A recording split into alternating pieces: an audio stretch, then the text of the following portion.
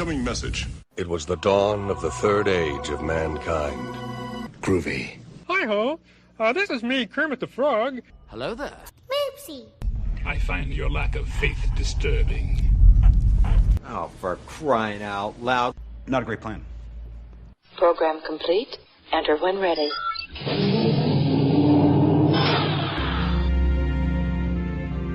Let's see what's out there. Engage.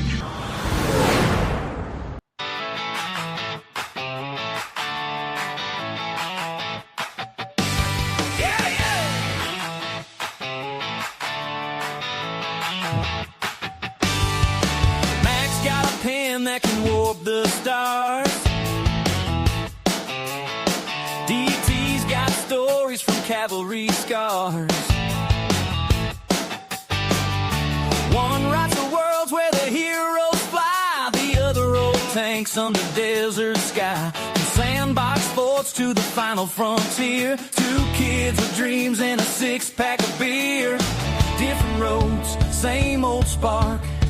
Talking Trek till the streetlights spark. We read those sci-fi guys riding warp speed waves. Mack and DT Cameron lighting up the airwaves. Blasters of books, we're geek to the core. Laughing through the lore on those sci-fi guys.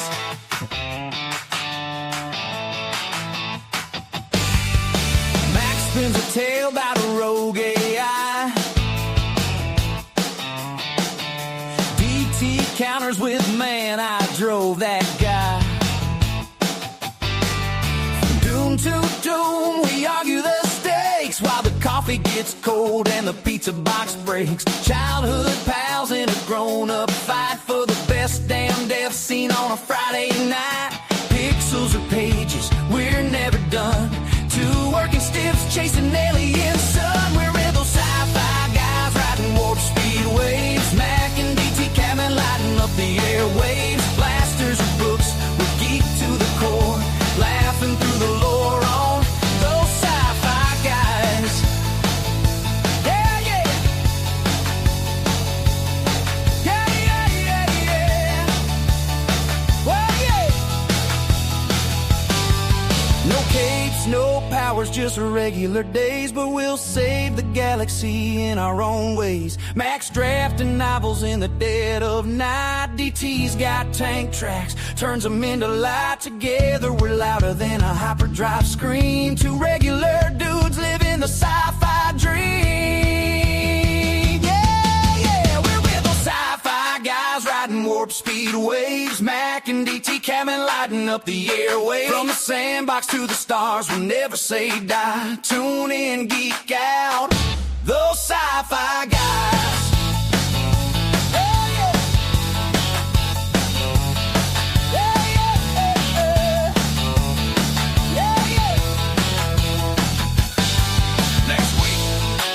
Blade Runners or replicants? Bring the Bourbon Rider boys, gonna get real. Woo! And there it is, everybody. Woo-hoo! And there it is. We are those sci-fi guys. This is that Those Sci-Fi Guys show. Just super confused over life, doing jobs, and a whole lot of love for science fiction. The fun that comes with riding warp speed waves. Mack and DT Caveman lighting up the airwaves.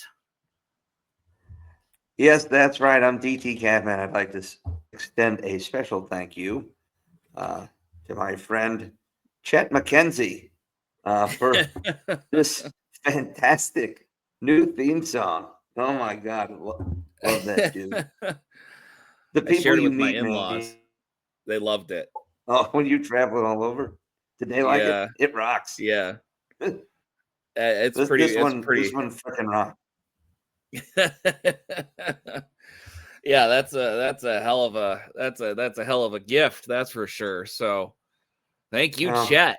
That's it helps when you run into folks, in your travels, and never know when you're gonna bump into and strike up some conversations with the former lead singer of the Georgia Swamp Dogs.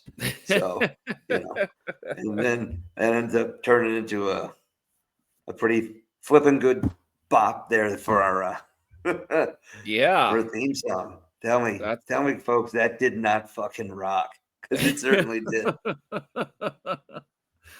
That's a toe my tapper, God. man. That's a toe Oh, tapper. dude, it certainly is. I've had it, I've played it on loop over the last few days since we got it, and it's like in my ear. Like I was out there in the yard this weekend, putting in those stakes along my driveway so that the plows, don't the lawn, right? But I Yup. was rocking out to Chet's new tune for us. So those sci-fi guys. Yeah.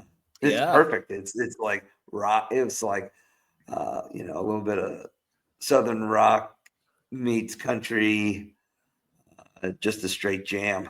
So It's like he knew. It's just like he knew. So oh it's God. so we're not sure where it's gonna fit in the repertoire yet, everyone, but it was too good not to share. But Oh my it's gonna God. have a Yeah. place, trust me. But yeah. Mm. Yeah. So Yeah. good We're stuff. considering things like a music video, slide it into part of the theme, and plays the theme songs. I mean, it just slaps. We gotta have it here. Mm-hmm. A lot of It's good people's stuff. podcasts have good beats too. Yeah, well, it's like I don't listen to a lot of pods anymore. I mean I used to. Man, I was in on the ground floor when the podcast market kind of opened up in like 06, 07. But that was when I would catch up on my favorite radio shows that would put their Oh segments, yeah. their whole segments, their whole shows really on podcasts after their show ended. And I would, there was a couple talk shows that, entertainment talk shows, not political stuff, but they were fun. And I would listen to Adam Carolla. I mean, and Carolla, he just like listened. He just brought the Bosstones in Dickie's. That one song of Dickie's. Shoot, I forget what it's called. Well, it's a Boston song. So, and he and The Dickie's just like, impression that yeah, I have get. fun with it, man.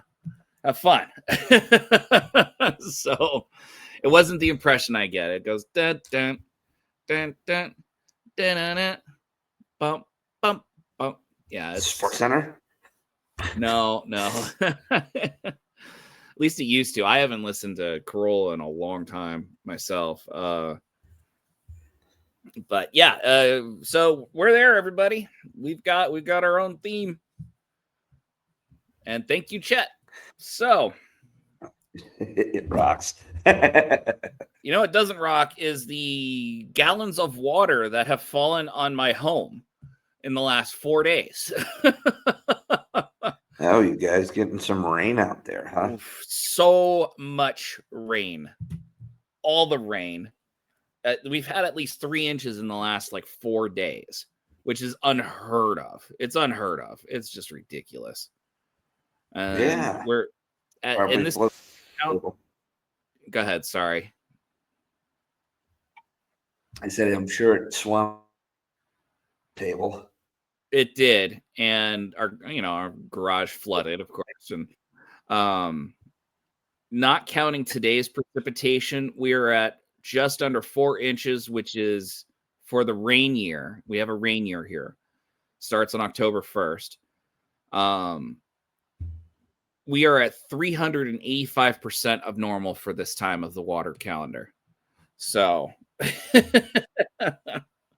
just my goodness. So Halloween lights are still up on my house because I haven't been home for the last 2 weekends. And then the one weekend I am home, it's pouring.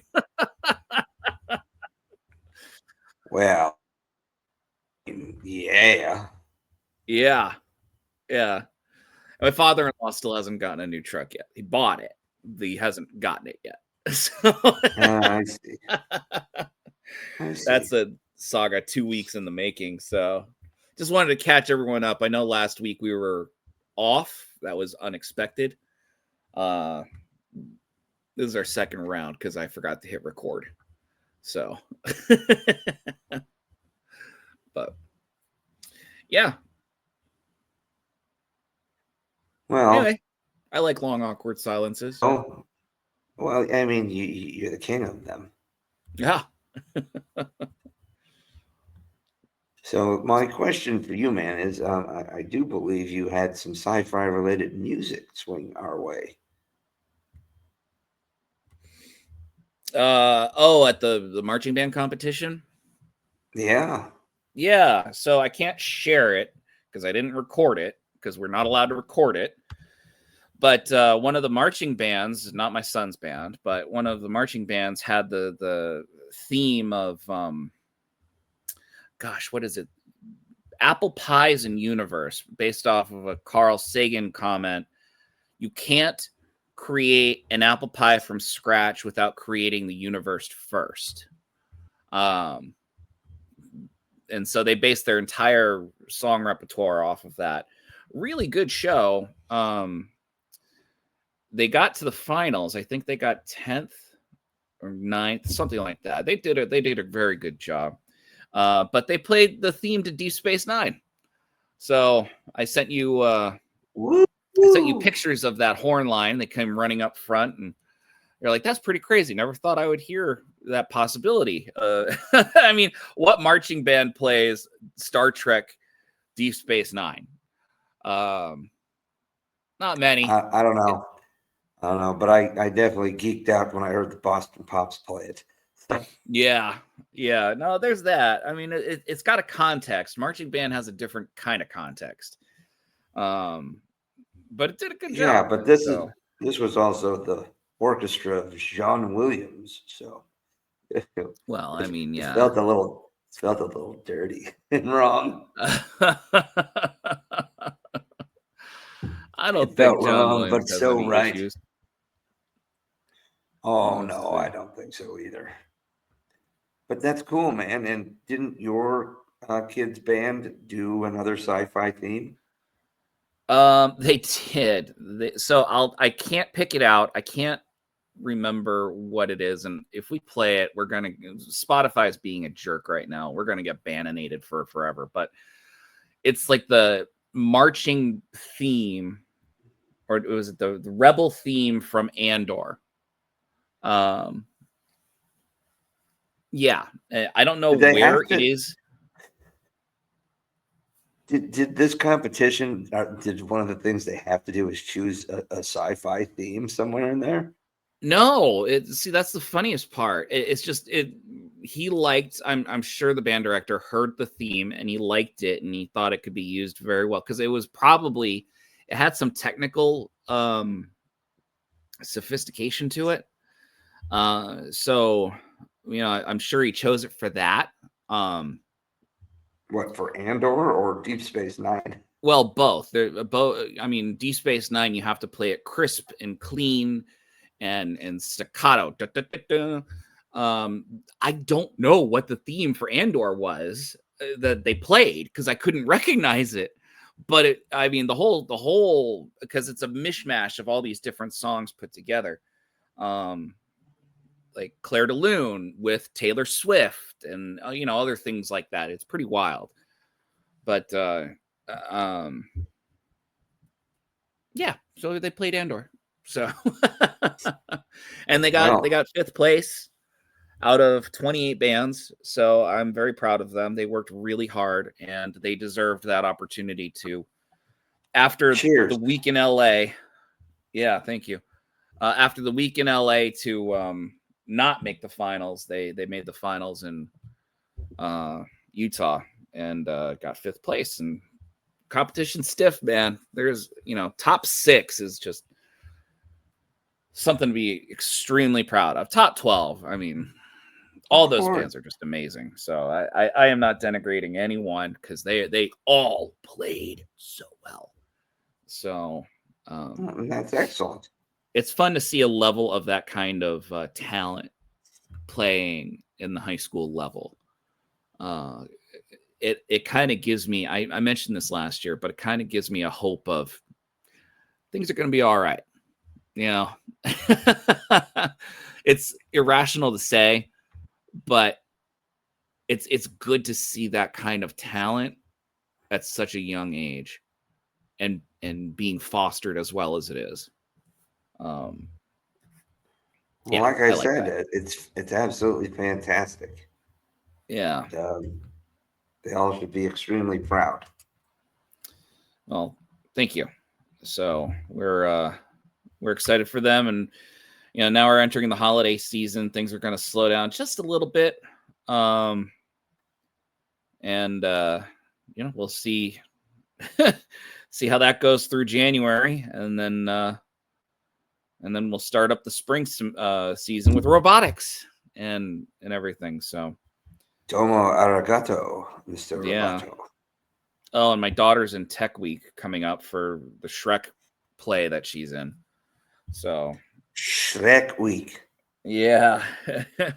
It'll be the weekend, not the weekend of Thanksgiving, but the weekend after. So in December. And it'll be 2 weekends. And so that's going to be something we're going to be dealing with. I'm excited to see it. I just, man, I'll tell you, like high school, it's a new level. Middle school and high school, it's a new level of like just parents moving like there's no tomorrow. Oh yeah. Tell me about it, my friend. Tell me about it. Yeah.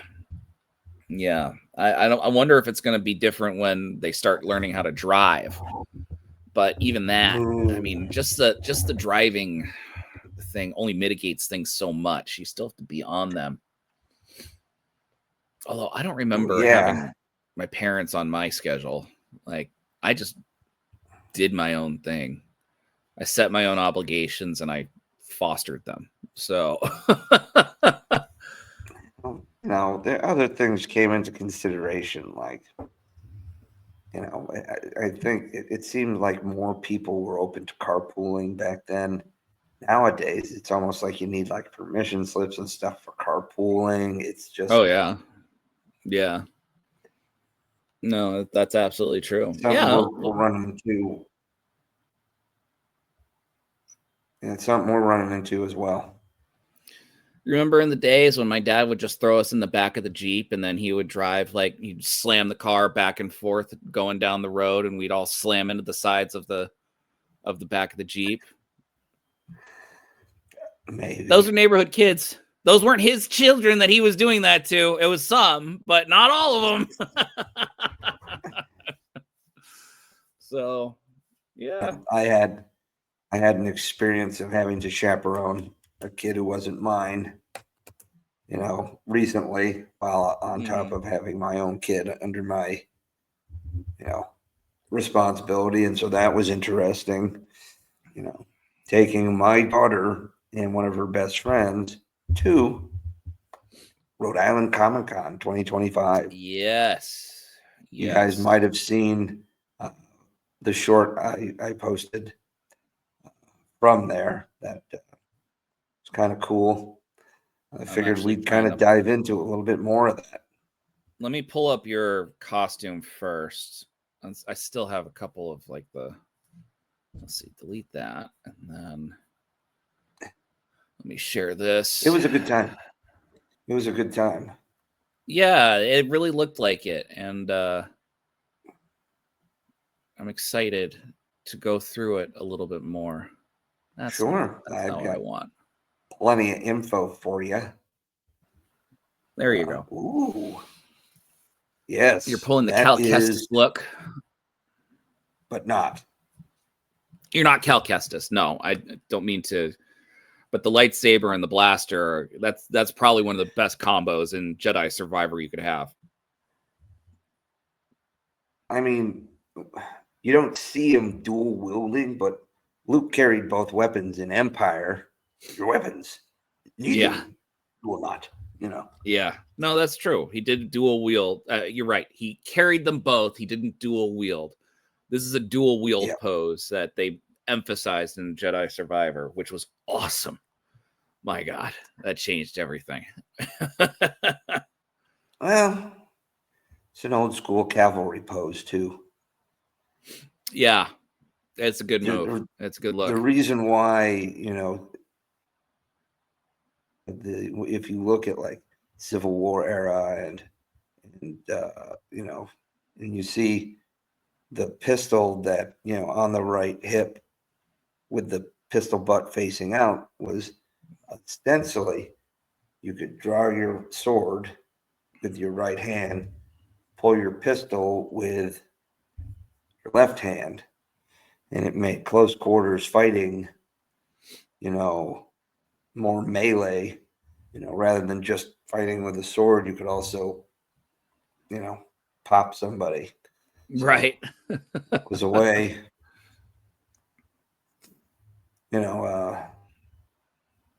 so at times I would reverse that holster. Like if I had my lightsaber and I could reverse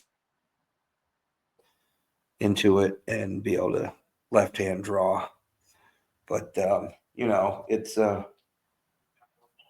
you got to go ahead and I went as a Jedi. I kind of designed my own cosplay a little.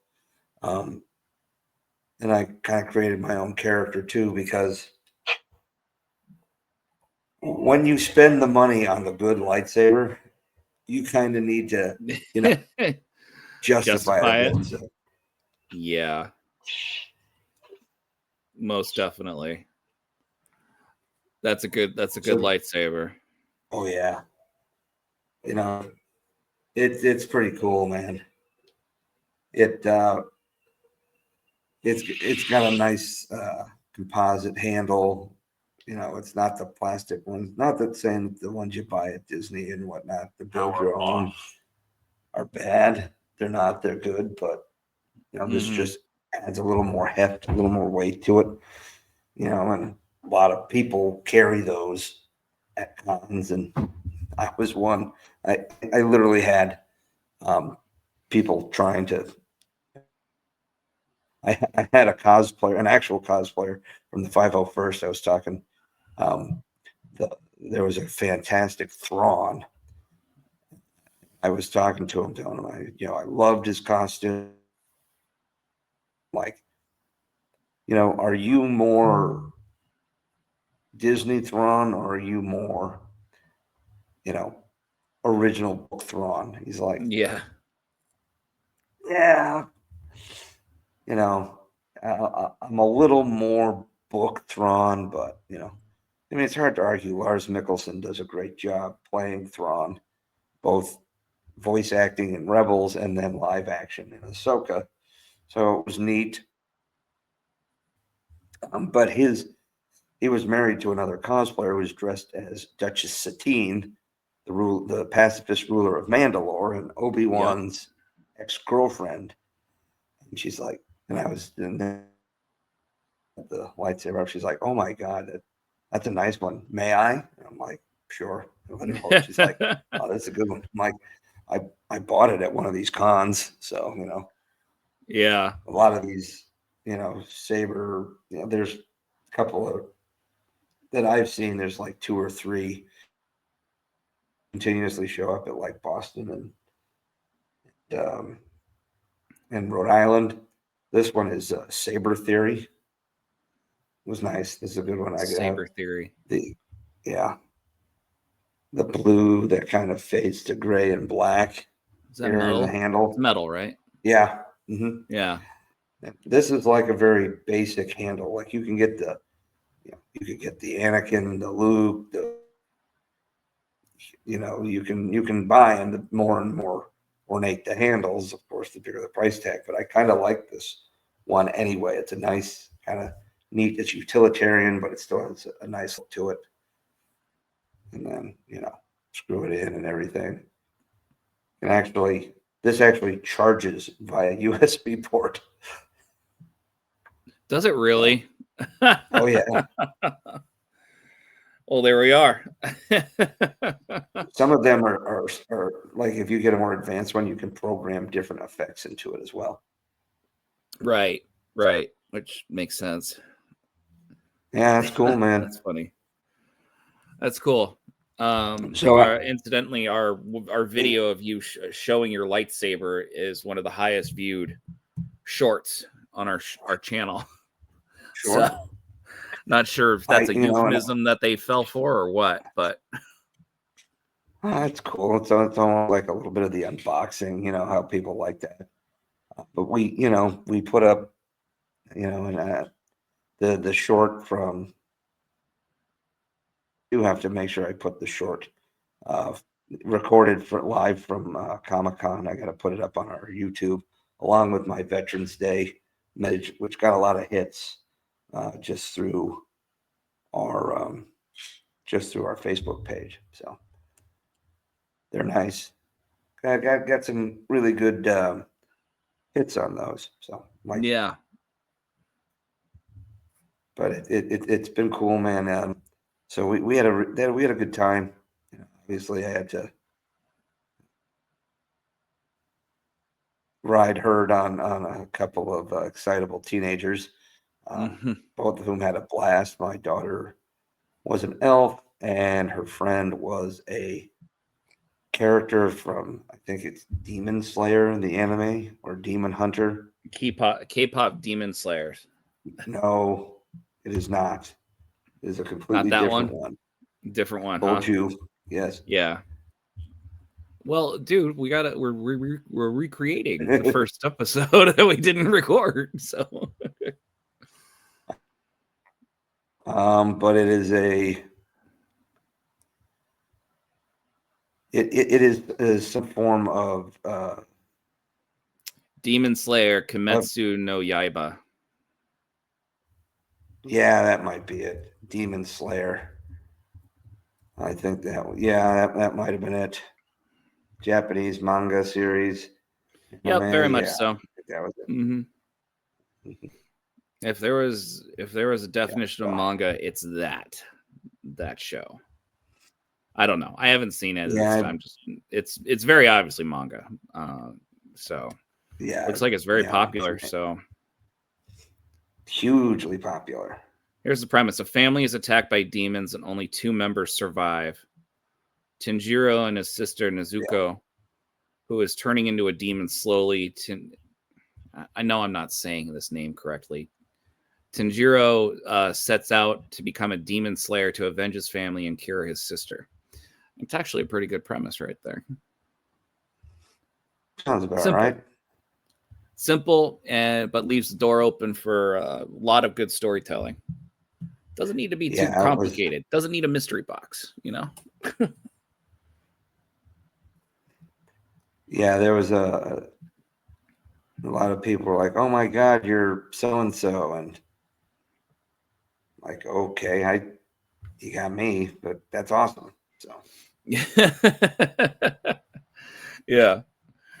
And then we're going to talk about the panel in a second, but you did have to talk about the Ghostbusters crew, right? Oh well, there's all these cosplay groups, and a lot of them are raising money for things, homeless shelters, food banks, veterans care, rehab, stuff like that. But I did have to stop and take a picture with Slimer. It was a lot of fun. Proton packs, live Slimers, there's some good stuff. This is the first con that I didn't actually buy anything for myself. Not that I overdo it, but last Boston I got this. So yeah. But I did put a lot of donations in to some of these worthy causes, especially the ones who did veterans causes. Marvel, there was Marvel cosplayers. They were doing one for, I want to say it was a disabled vet going to, doing equine therapy. Mm-hmm. And then there was another group. It might have been some Trek that was doing it's an old farm that they've turned into a place to house homeless veterans. They have rehab. They help people kick addiction on site. Going to the therapists and help them quit drugs, booze, etc. And they also have craftsmen and tradesmen go and teach, help these guys, learn a trade. So all worthy causes. The Klingon assault group, they were raising money for hospice care. And, I lost my grandmother recently, and she was in hospice, and so I had to go over. Love the Klingons; they're freaking awesome. Did you send me those photos of the Klingons? I thought that was an old No, one. that was from last year. I didn't take. Yeah, that's what I thought. Okay. Well, just for the fun of it, we'll show. Sure. Yeah, I mean, it was. Nope. Guess it won't. Damn it. Yeah, it just leave it. It's fine. So that was something I did, and I put money in because it was, like I said, hospice. My grandmother went through that, so I was, wanted to return the favor.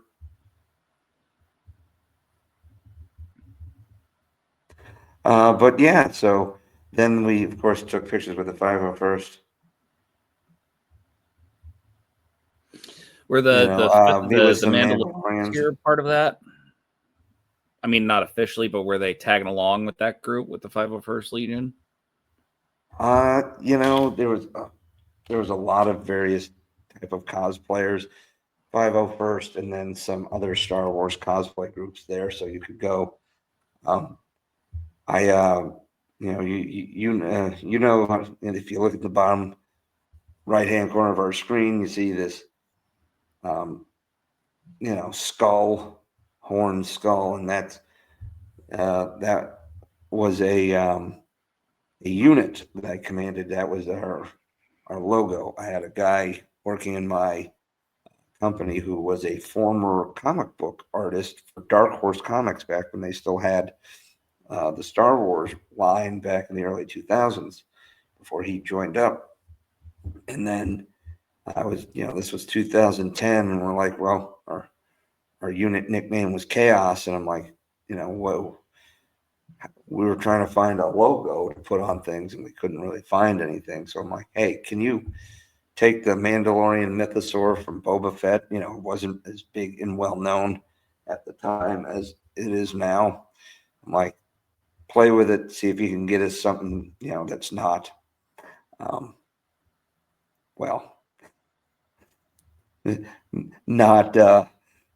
not copyrighted. And he created that skull. We put it on patches, t-shirts, hats, and stuff. And so I had him, so I had some of these patches and this tactical gear I was wearing under the Jedi robe. I put the patch on. So when I was posing with the Mandalorians, if you zoom in a little, you could actually see that patch on my left shoulder is this logo here. So I thought it was apt, to shrug off the robe so you could see that. But it was cool. I liked posing with them. In years past, I've mostly been Star Trek stuff, so getting in pictures in front of a whole bunch of Star Wars guys, just never really fit in. So you just kind of lean Star Trek way, even though I feel like, you're just as much a fan of Star Wars as you are of Star Trek. But sure, yeah, just the uniforms probably are a little bit easier to do for Star Trek. Well, I just enjoy it. Besides which, I also dress up as a Mako. I'm not wearing a Starfleet uniform, so very rare do people actually get what I am anyway. So at least this time I had a robe and a lightsaber. Like, oh, you're a Jedi. Okay. Yeah. I did create a backstory for this character. What was his name again? Some cosplayers create their own. Some cosplayers create their own. So I decided mine. His name is Torin Dan. He is. That's right. he was a young he was a youngling, not even a Padawan, like a young child who was spirited out of, was not on Coruscant during Nightfall at one of the other temples, which out in various forms. But when that fell, he was rescued and carried along through the hidden path. Young child, like, even younger than I would say Din was Din when he was Djarin. rescued by the Mandalorians. Yeah. Yeah. About 4 or 5 years old, force sensitive kid, and grew up in a safe house and learned from some other fugitive horse wielders, but grew up and kind of hid in plain sight and went into and eventually served in the rebellion and continued to hone some of his Jedi skills. And he's a Knight of the New Republic. Mm-hmm. As a homage to the old online game, the Knights of the Old Republic, which was extremely popular, comic book line, everything. So, did you ever play here that you game? go, a Knight of the New Republic. No, I rented it once, and this was back in Xbox days, like Xbox 360 days or something. It felt too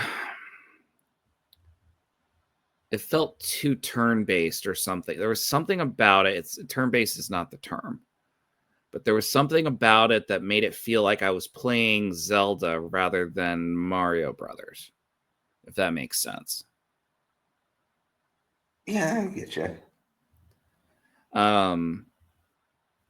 Which, I mean, I love Red Dead Redemption 2 and Red Dead Redemption 1. Those are complicated as well, but I don't know.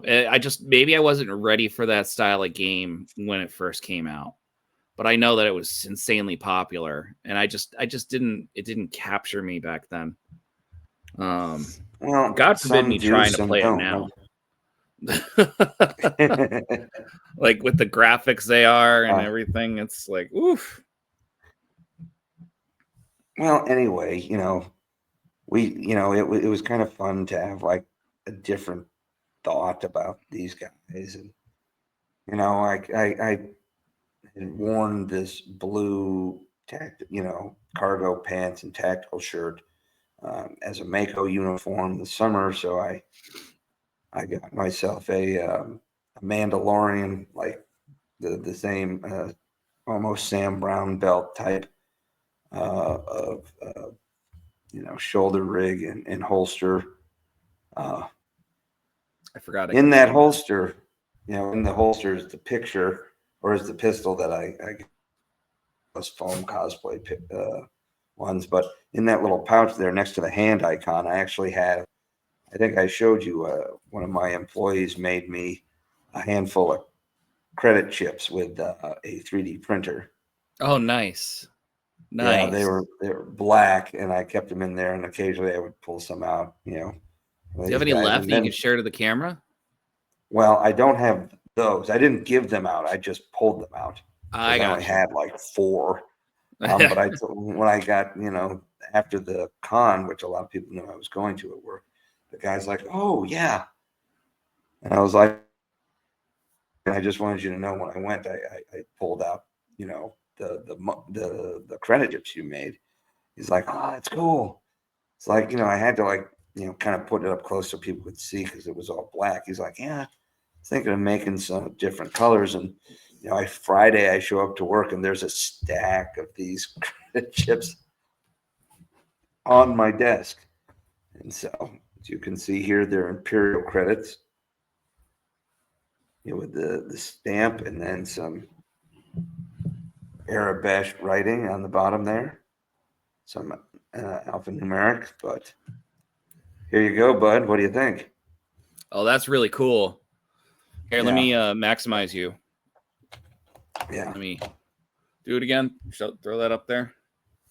Look at that. Yeah. That's really cool. Yeah, I like that a lot. Me too. Oh, you know, I'll have more for, you know, now I might be able to hand some out. He was talking about, you know, I might be having to make some slips of gold pressed latinum. Well, yeah, slips. I forget they do come in slips, not bar force. Slips, strips, and bars. Yep. Yeah.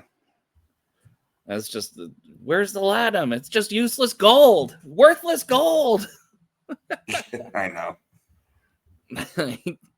Well, then why press it in gold at all? just to make Quark go insane. Yeah, just a little bit, right?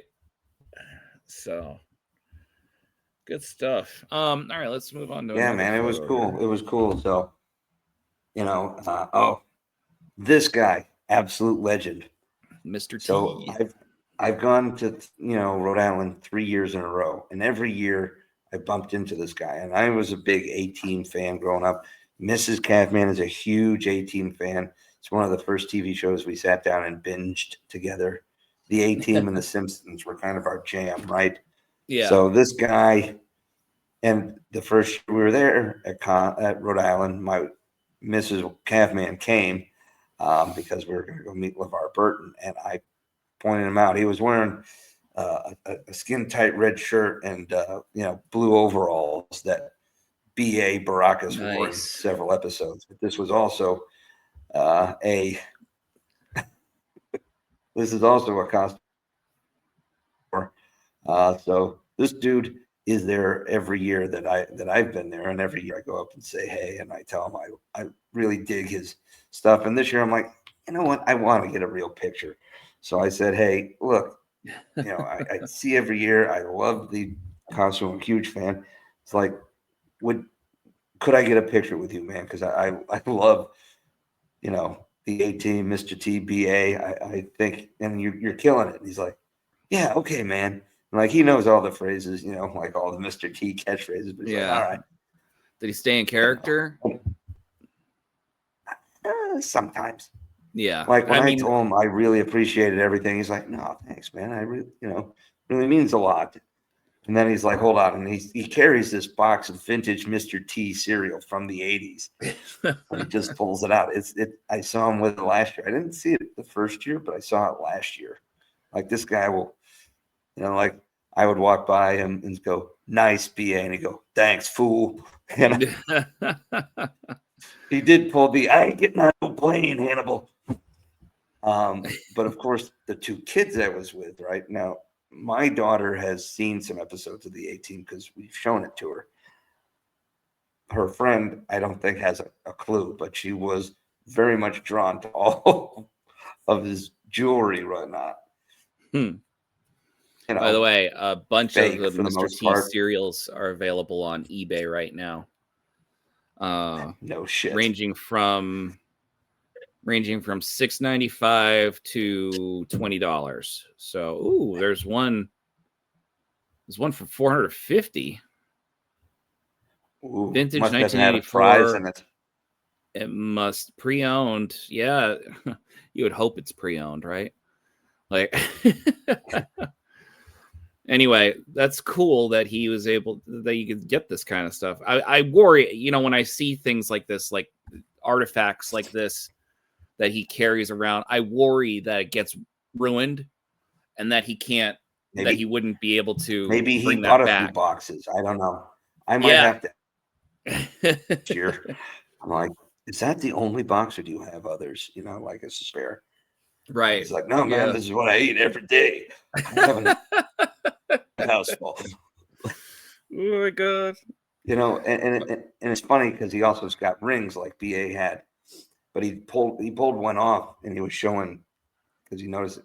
And saw my daughter. He's like, "Are you an elf?" It's like, "Yeah." He's like, and he pulls off this ring, and it's a replica of the One Ring, and apparently he was talking to some, Lord of the Rings cosplayers, and they gave him this, and he's like, oh, and it fit perfectly on his pinky. He's like, yeah, man, it just happened to be the right size for the pinky, and then I complete the whole set.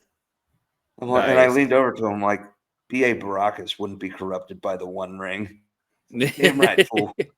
He'd be a good ring it's bearer. It's all the milk and being good to your mother. B.A. was a tough dude with a heart of gold. Like, he was always like, he always had scenes with kids. Drink your milk, listen to your mom, Oh, yeah. I remember that. That's the way with being surly and punching people in the face all the time. He was really just a big softy. Yeah. So, this guy is great, though. I love this guy. He's always very nice when you get a chance to talk to him. Will mean mug is BA, throw out some quips, but he's a good dude. So nice. Do it. Right. Moving it's one on. Of my favorite pictures. Oh, there's your Klingons. Yeah, those were the Klingons last year. Yeah, these guys were great. But the guy who does Martok was there again this year, and he was excellent.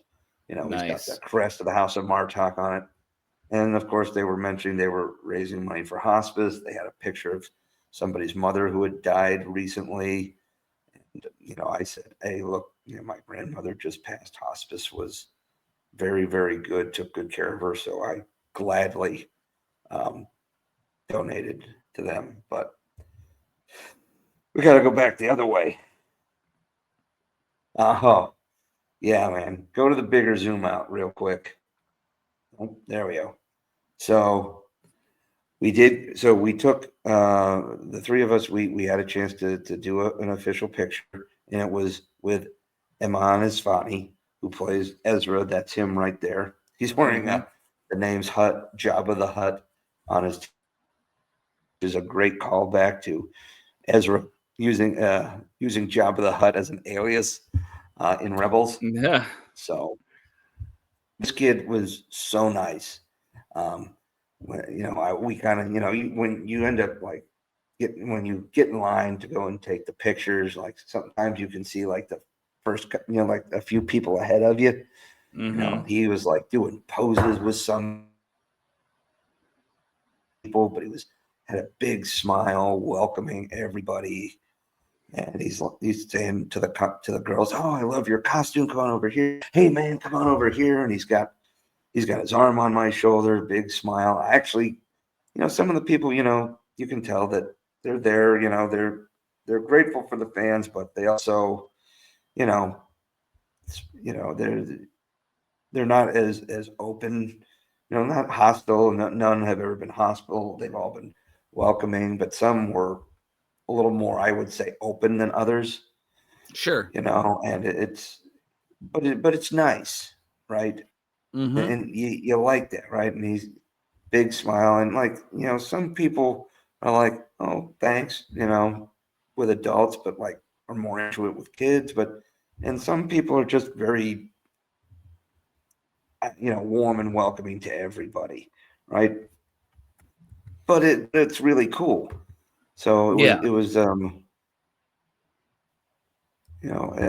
we really enjoyed that, and then we immediately left and went to, we had to go to a panel, which was a live action Star Wars panel, which included Katie Sackhoff, Iman, Brendan Wayne, who is the physical body of the Mandalorian in most of the series. And then you have Diana Lee Inosanto, who plays Morgan Elsbeth in, Mandalorian, Tales of the Empire, and Ahsoka.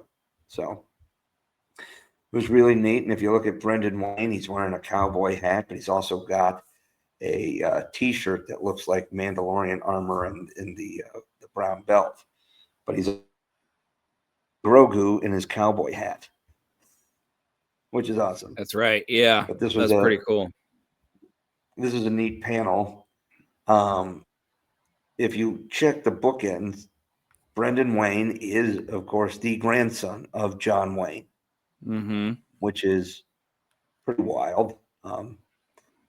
The moderator was, asking everybody how they got started in, acting and whatnot. And like Brendan was like trying so hard not to mention his grandfather until like the end of his time. And he's like, and it didn't hurt that my grandfather was John Wayne. Yeah. It's just the Which, of inevitable. course, a certain part of the crowd, older crowd, cheered and yelled, "Woo, John Wayne!" And of course, he also tells the story how his grandfather actually beat him into Star Wars because John Wayne is technically has a voice in the original Star Wars movie. The spy with the big nose that's like spying Mos Eisley. Yep. Yeah. That they just did some John Wayne lines through like a voice modulator, and that's what that sound is. But it's only been like it's only been in the last 10 years or so. Yeah. That has been out there. And I think the Wayne estate might have actually received some overdue credit. It was like uncredited before, but like he literally is now technically credited for Star Wars. That's pretty wild. That's pretty wild. So that was, fun. But Diana, her father was a legendary martial art and stunt coordinator. He was a martial artist trained with Bruce Lee. And Diana, of course, is Bruce Lee's goddaughter. Which, another of the population, like, oh shit, Bruce Lee, woo! So that was kind of neat. You have family of screen icons, right? Actual legends, right? Yeah. Which it's kind of neat. She mentions that she kind of got into acting through stunt work because her father was a legendary stunt man. She was, she calls him Uncle Bruce. That's just cool as shit, right? It's like, yeah. I remember some of the stuff, and Uncle Bruce was cool, but he was Uncle Bruce too, So you get that, and that was neat. You get their stories and how she, very excited and grateful because she kind of feels like Star Wars is giving her a bigger breakthrough, getting, much more wide recognition. And of course is, middle age. And she's like, it's even more rare for a woman like me to have a kind of breakthrough role this late in my career. So she was extremely grateful of that. Brendan Wayne's about our age. He might be a year or two older. I think Diana might be in her 50s. But it's just kind of fascinating to hear these people's background and story. And, it's really cool, especially when like you learn about, what drew people to it. And Iman was just, he's like, I kind of did it like as part of a class. Like I was some non-acting class he went to do an acting class to kind of like study why people were doing acting, and he ended up getting a commercial, and then he ended up kind of getting into acting. I mean, he's young. I think he's in his mid to late 20s. And Ezra is his biggest role to date, of course. And then, of course, you got Katie Sackhoff, who's just sci-fi legend. And that my kid and I met her last year, which was really cool, and was very sweet, and especially very complimentary to my daughter. When the kids go and they do all their makeup, and like the celebrities like make it a point to say, hey, I love your costume, love your makeup. It is. Yeah. But I found out how Katie Sackhoff got started, and I didn't even know that. She said that she was an athlete in high school and got hurt, I think, while playing soccer. But she said her main sport that she really liked doing was swimming. And of course, T.T. Kathman was a swimmer at the high school all the way to college level. And my kid is a swimmer, and her friend, that's how she met her friend, was through swimming. So when Katie said, well, I was a swimmer and that was my sport, and these two girls start going, oh, yay, swimming, and cheering and clapping. And I'm joining in, other people are joining in, but like Katie, like zoomed in. She like snapped her head to kind of where the sound was, the center, the creation of the sound, and kind of clocked. That's where these, she heard a couple of young girls cheering swimming, and she had a little smile on her face. And my daughter was definitely going to ask something about it, because my daughter will get up and stand and go, microphone and ask questions when they open it up. It ran a little long because Amon was a little late coming from from group photos and whatnot. So so they had to fit him a little in, but they didn't really allow any questions, or they didn't take any questions. Not that they didn't allow, they just ran out of time, which was a bummer because my kid was definitely going to get up and ask. She wanted to. Yeah, it's a shame. She loves doing Amon it. is 31, by the way. Okay. I mean, you weren't far kind off. Of a bubbly kid. Yeah. Yeah. He's still kind of a bubbly kid. All the others are more middle-aged. All the 30-year-olds feel like they're bubbly and young anyway now, from our perspective. Yeah. I mean, he's a good-looking kid. He's got he's got a great head of hair like this. I liked his portrayal as Ezra. I hope he continues to grow, not only in that role, but like I said, seems like a nice guy. So it was really cool. I enjoy these panels, especially if you're standing around for hours, just trying to walk through, go to the marketplaces, or the cosplay displays, or any of the other things. You're on your feet, right? There's not like a lot of places to sit down in these places. Mm-mm. So panels, I love going to panels for multiple reasons, one of which I try to go to ones I'm going to enjoy, but it also gives me a chance to sit and get off my feet. Yeah. Help my bad back and knees and ankles. So, but it was fun. I enjoyed it. I laughed. Brendan Wayne was really funny. Kind of self-deprecating humor. But they all told fun stories, and you've got people at various various stages of their careers. Clearly, the most established screen presence is Katie Sackhoff, but she, like Rosario Dawson, wasn't part of this panel, and she was there. She was very nice when we met her. Would have loved to have seen her up on this panel. She might have had another commitment. I don't know, but but Katie Sackhoff could also, big time it a little and not go on these panels. And I've seen her on 2 panels, and she seems to love interacting with her castmates and stuff. So yeah, no, Katie Sackhoff's a real deal. From everything I can see of her and her interviews and stuff, like she's a real fan of not just the work, but of shoot, how was I going to word this? Like she's a fan of the job.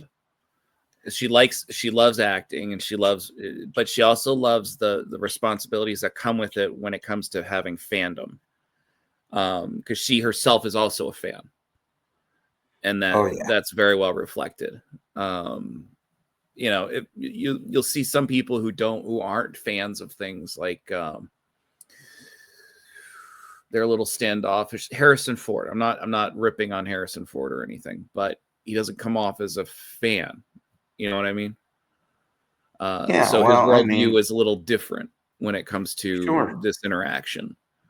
And you can see things in certain interviews and whatnot, but you also get like the famous Adam Driver interview, on the Graham Norton show, when he's like, he's like, did you like going to a Comic-Con? He's like, no. I mean, he said the fans were very welcoming, but it was a lot for him. And some people, I can get that. All right. Yeah. You know, Yeah. some No. And people who I are, mean, you know, there's nothing like, to hate about that answer, by the way. yeah, I mean, like he said that, you know, the fans were very welcoming and whatnot, but you know, it was a lot, and he wasn't really in a hurry to go back. Other Adam, people, you know, go all the time. right. Yeah, Adam Driver strikes me as an introvert. yeah, I can see that a little. I mean, he clearly has done well in some of the roles he picked. I mean, he's also somebody who he's done TED Talks. You know, he said a lot of the things he takes, you know, he got from being in the Marine Corps. You know, I didn't know how he was a approaches Marine. Are you things. kidding me? Really? He was How a did I just Marine, and find this out? he had a severe accident in training, so he wasn't able to deploy with his unit, and he's been upfront with saying that really bothered him. You know, he wasn't able to go with his people. Yeah. But he got hurt, and he served honorably and was discharged, and you know, got into acting and has had a very good career. You know, but yeah. So I mean, these folks were so it was neat because these guys were so their backgrounds were so different, and some of whom come from very famous lineage. You know, and others just got into it because they had nothing better to do or curious, you know.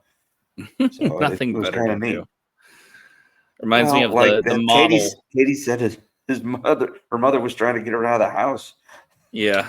Well, it reminds you know that model that you hear. It's like the supermodels. Like, well, I never grew up wanting to be a model. I just, you know, I was actually there to help support a friend, and she suggested that while I was there that I pose, and lo and behold, here I am. Like, Well, I mean, that was there's the plenty story of every instances supermodel of had. that. Sure. This was So, this is the pass right there. Nice, you know, the reflective oh yeah, pass there. here You know, let me maximize you. we were standing in line, waiting to get Nice. in, and somebody in the line ahead of us was like, "What character is this?"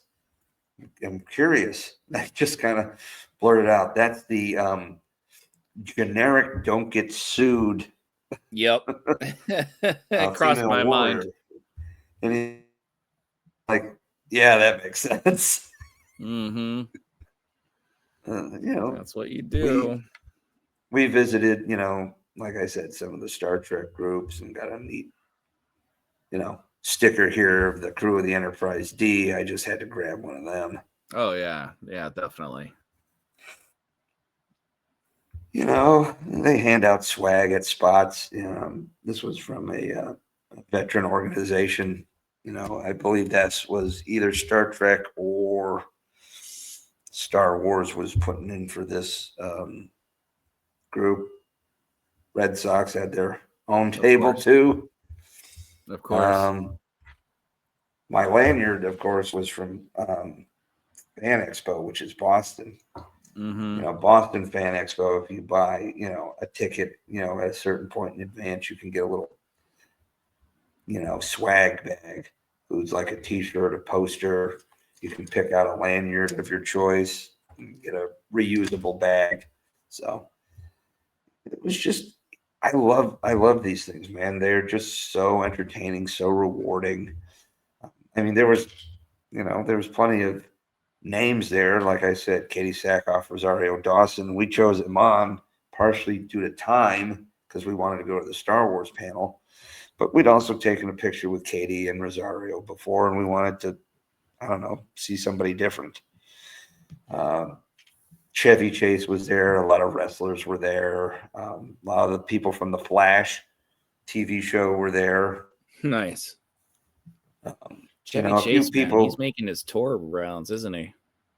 He is probably because no one's going to put him in a movie anymore. But we went to see him. My Mrs. Catman and I went to see him a couple of years ago in Medford, Mass, doing a tour with Christmas Vacation. You watch the movie, and then he comes out afterwards and does a Q&A and tells stories. And then, not this summer, but the previous summer of 24, my kid and I are at Fan Expo in Boston, and we went to a panel for Vacation. And Beverly D'Angelo and Randy Quaid were up there with Chevy, and my kid got up and asked a really good question. Yeah, that's it. So we had a chance to talk to Chevy Chase. So that's a hell of a thing. And she's going to remember that too, which is going to be awesome. My son knows Chevy Chase through Community. I've mentioned this before. Sure. He knows him as Pierce. But right, and that introduced him to a whole new younger generation of people. Mm-hmm. But we watch Christmas Vacation every year, right after, usually the week between, the week after Thanksgiving, we usually end up doing it. It's just kind of a family tradition, and it's, it's cool. So yeah, but we had a good time, man. Like I said, most of the people at the cons are generally very nice. They compliment your costume. They ask you stuff about it. I saw a dude in a full Zoidberg, and I didn't get a chance to take a picture. Full Zoidberg costume. It was fantastic. We had I was standing in line behind a guy who had a Mandalorian armor based on The Simpsons. It was Homer's head. Yeah, was the helmet. It was yellow. He had a bowling pin and a donut as the antenna. The backpack was the Wonder Bat and the hedge. It was and some of the things I enjoy the most are the mashups. Like I like seeing the rare things like the Mr. T, or the one dude who was a Psy cop from Babylon 5 the one time. Or I went as Malcolm Reynolds one time, and almost nobody got it. But the Spaceballs cosplayer, those guys were good. Mrs. Catman took a picture with them. We also had, oh my God, dude. There was a guy who was an Ash cosplayer from Army of Darkness. Must have been like 25, but he was really, really cool. And I talked with him for about 20 minutes. My daughter and her friend talked with his girlfriend, and we're all talking about like K-pop demon hunters or something like that. It was just, there was some neat things there, and cracked, it cracked me up. We went by the Muppets. It's not like Jim Henson, but they're like people who actually create Muppet replicas and whatnot, and somebody made an Ash Muppet with the chainsaw. That's pretty Couldn't cool. take pictures though; they would charge for it. So yeah, understand. You got to you got to earn your vig, man. I know, but at some point it was just like I donated enough money to causes. I just no, I'm not holding that against you either. That's just yeah. Like I said, I mean, you got to eat. Right. So if you have a talent for that and get to show it off, then yeah. They had, you had your there was a phenomenal Predator cosplay. Was he tall? You have, full body. I have a picture, but we can't put it up because there's, the two girls, sensitive faces. Yeah. So, but I mean, Another great mashup costume was a guy walking around dressed as Mario, but wearing a cape that had the Superman logo on the back. So he was Super Mario. Super Mario, yeah, that would work. And ran into a woman right when we got in, and the girls kind of freaked in a good way. She was the never-ending story. She had a dress and a little head, diamond headband. Oh, she was the childlike empress. Right. But she had her arms were all covered with white fur up and over her shoulders, and on one hand was a fantastic Falcor puppet, the head and mouth. Okay. Oh, wow. I did not get a chance to take a picture of that. I should have. She looked fantastic.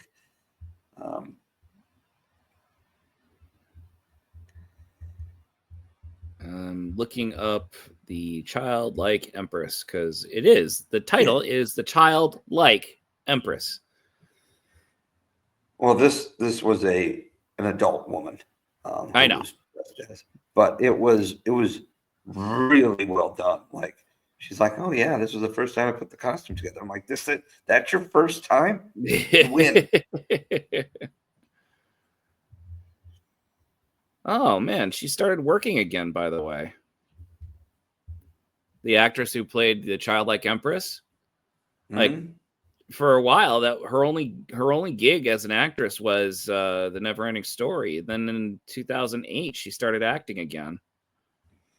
Took some time off, and then got back in on 365 Flicks podcast.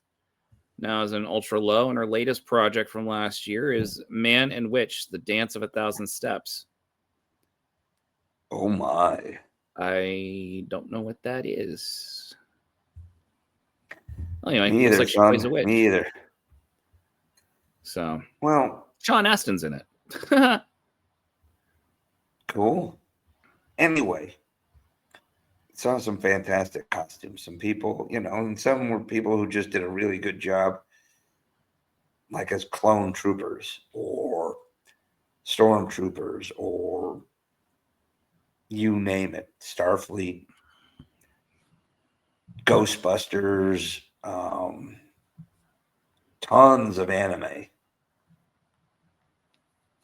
Well, a few things I could pick up. Like, I think now that's like One Piece, and that's, there was some Pokemon. There was definitely some SpongeBob's.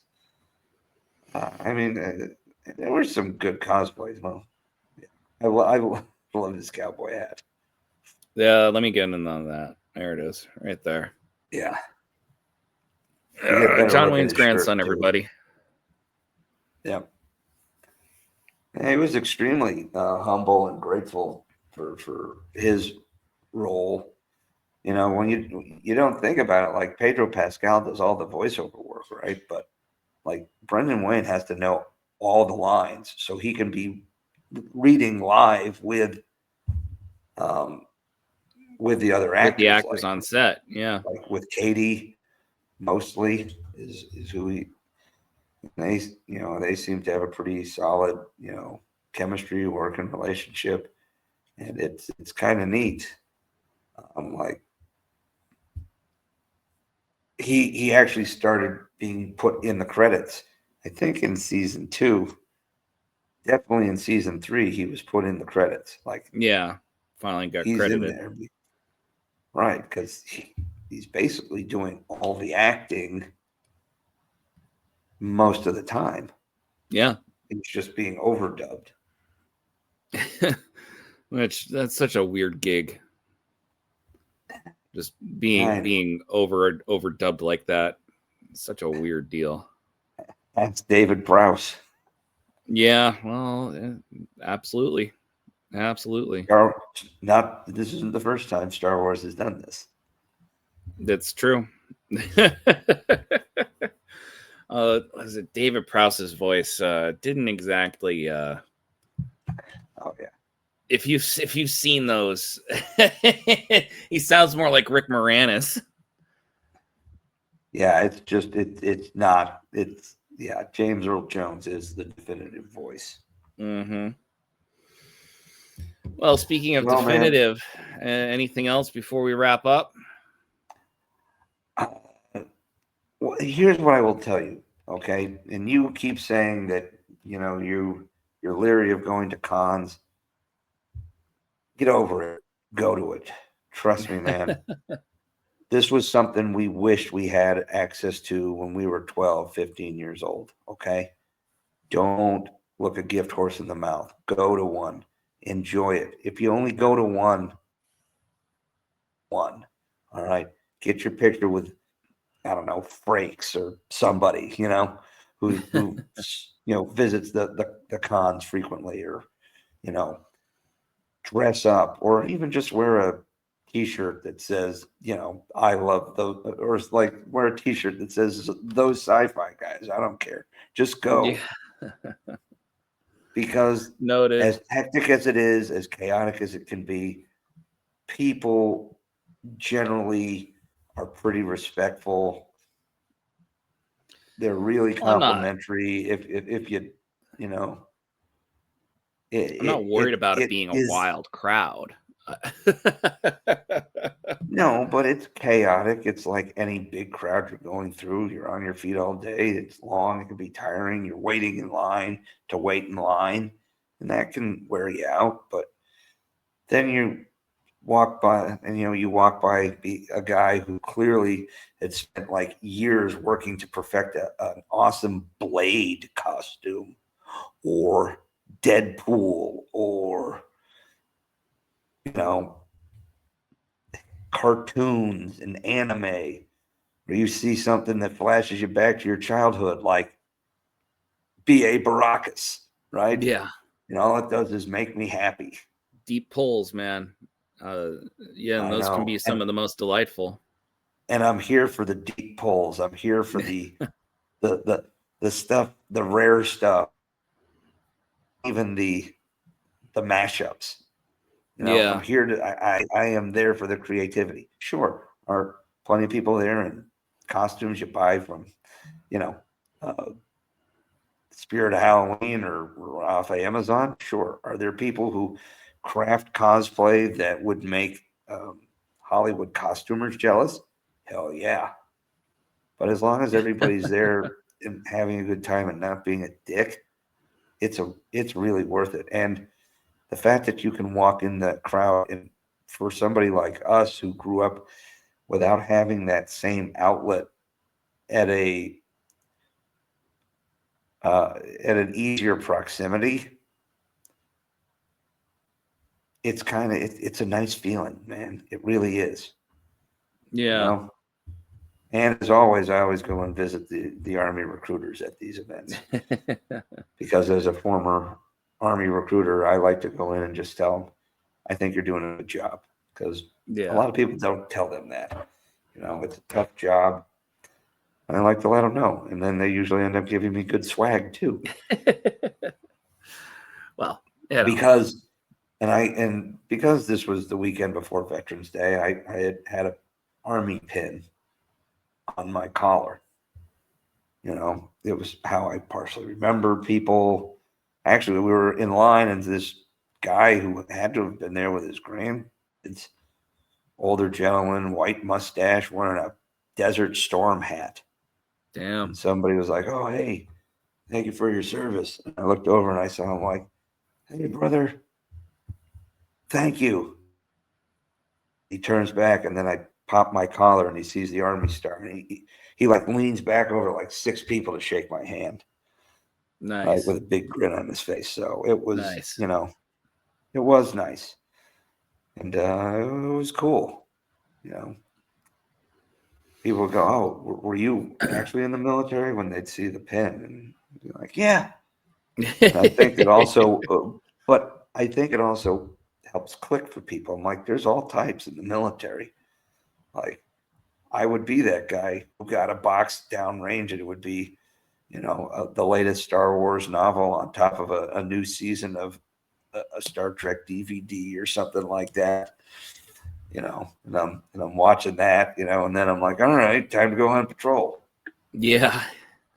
back when the DVD sets were coming out one season at a time, every piecemeal. So, but you can be a hard ass member of the U.S. military and still enjoy science fiction. mm-hmm. That's it. It was enjoyable, man. Highly recommend it. I'll certainly keep it noted. There's bound to be something coming along at some point. So, well, you could also, if you ever make a trip out here, we could plan it around Boston, and we could all go together. That's also a factor, yeah. So we'll make something Boston's happen. In the summer. I know November in Rhode Island isn't as easy with all the things our kids are doing. So, oh goodness gracious, yes, in the worst way, but in the best way as well. And speaking of in the worst way and the best way, we are now coming to an end, everybody. And until the next time, you guys keep dreaming. We'll keep working. I'm PS McKay. We're those sci-fi guys. It's out there. And I'm DT Cavman. And from up here on the high ground, I can hear Chet wailing. Uh-oh. Shall we?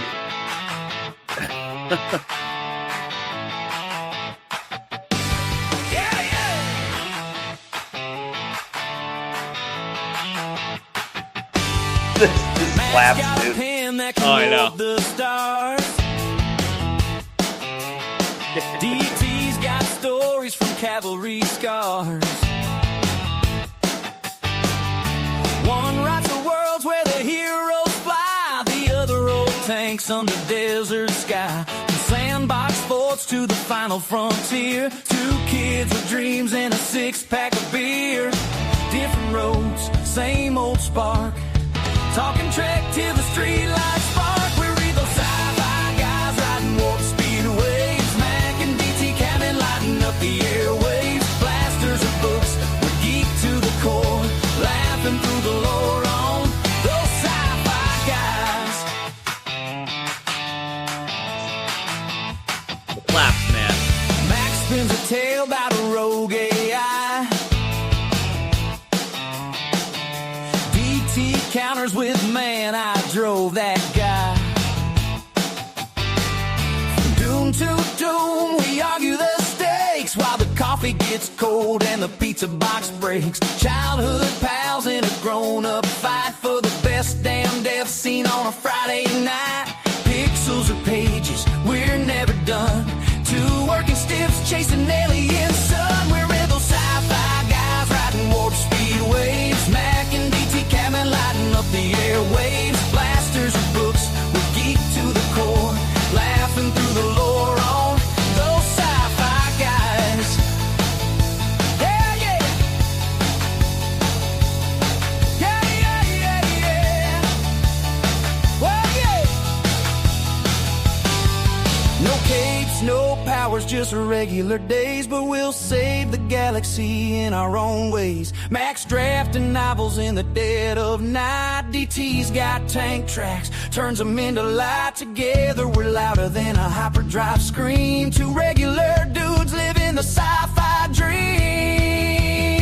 Yeah, yeah, we're with those sci-fi guys riding warp speed waves. Mack and DT Cabin lighting up the airwaves. From the sandbox to the stars, we'll never say die. Tune in, geek out, those sci-fi guys.